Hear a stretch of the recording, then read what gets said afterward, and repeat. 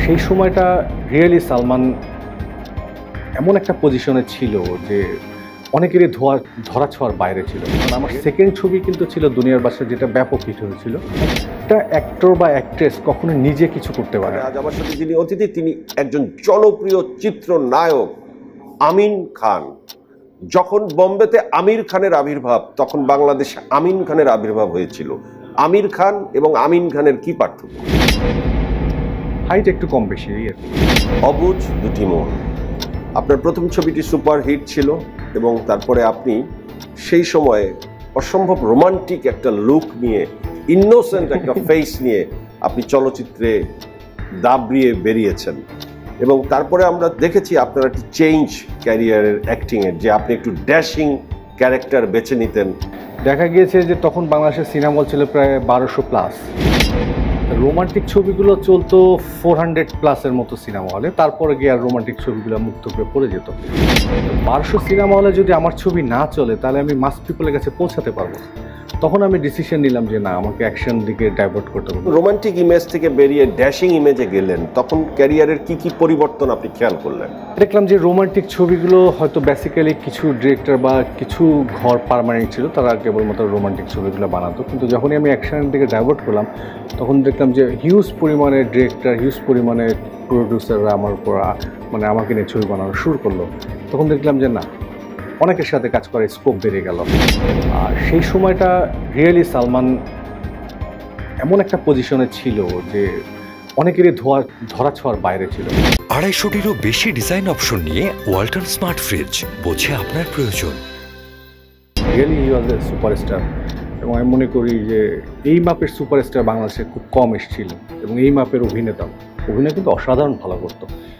তো সেই সময়টা টিকে থাকা আসলে অনেক টাফ ছিল। আমি মনে করি যে অনেক টাফ ছিল, এবং নিজেকে প্রতিনিয়ত নতুন কিছু দেওয়ার জন্য চেষ্টা থাকতো, নাহলে তো টিকে থাকা যাবে না মার্কেটে। সেই চেষ্টাটা হয়তো থাকাতে এতদিন রান করতে পেরেছি।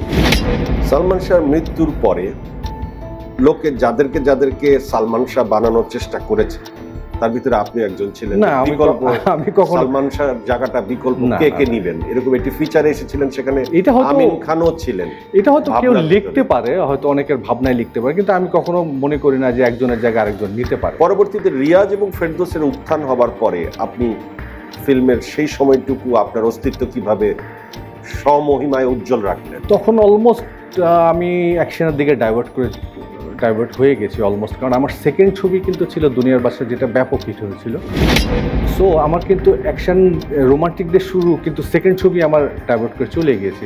সো আমার ওই সময়টার অতটা সমস্যা হয় না যে আমি রোমান্টিকে থাকবো না অ্যাকশনে যাব। অলমোস্ট যখন আপনি অ্যাকশনে গেলেন, সেখানেও ছিলেন রুবেল ভাই, জসিম ভাই, নায়ক মান্না ভাই এবং আলেকজান্ডার বউ থেকে শুরু করে অনেকেই অ্যাকশনের সাথে জড়িত ছিলেন। সেই জায়গায় আপনার চ্যালেঞ্জটা কি ছিল? রুবেল ভাই, সত্যি কথা বলি, কারণ রুবেল ভাই একজন আমার দৃষ্টিতেও সে একজন মনে করেন অ্যাকশনের দিক থেকে সুপারস্টার ছিলেন সেই সময়, এখনও আছে। তো আর মার্শাল আর্ট এক্সপার্ট ছিলেন, আমরা তো মার্শাল আর্ট এক্সপার্ট না। তো সেই সময়ের জন্য হচ্ছে কি যে নিজেকে অনেক বেশি গল্পের সাথে ইনভলভ থাকা লাগছে, গল্পে কীভাবে নিজেকে আরও ভালো করে প্রেজেন্ট করা লাগে সেই দিকটা অনেক বেশি চিন্তা করা লেগেছে। ফলে হচ্ছে কি নতুনত্ব দেওয়ার চেষ্টা করেছি, যে অ্যাকশন হয়তো আমার অ্যাকশন এই সাইডটা উইক আছে, ওইটা কীভাবে বিল্ড আপ করা যায়, কী নতুনত্ব দেওয়া যায়। প্রথমে আমার প্রশ্নটা আপনার কাছে ছিল যে আমির খান এবং আমিন খানের কি পার্থক্য।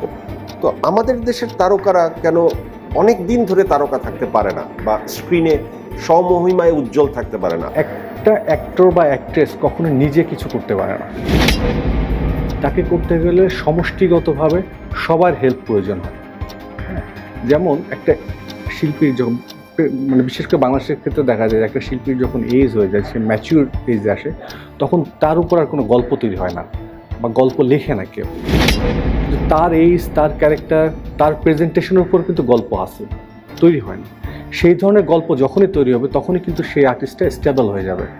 যে আমি আমাকে নতুনভাবে পর্দায় আনবো আমার নিজস্ব অর্থায়নে কিংবা আমার নিজস্ব চেষ্টায়। না, এই সিস্টেমটা যদি চালু হয় যে আমার নিজস্ব অর্থায়নে আমি আসবো, তাহলে এটা লংজিভিটি বেশি দিন থাকবে না। কারণ কি, একজন শিল্পী যদি পাবলিক তাকে গ্রহণ না করে, সবাই তাকে যদি নিয়ে কাজ না করে, তাহলে সে বেশি দিন সাস্টেবল থাকবে না, সে আস্তে আস্তে হারিয়ে যাবে। মাস পিপল তাকে নিয়ে কাজ করতে হবে। আমি শুধু নিজে ইনভেস্ট করব, নিজে বছরে একটা ছবি করব, তাহলে তার মার্কেটিংয়ে থাকতে পারবো না। আপনি নিয়মিত কাজ ছেড়েছেন কত বছর হলো? তো 5-7 বছর হয়ে গেছে।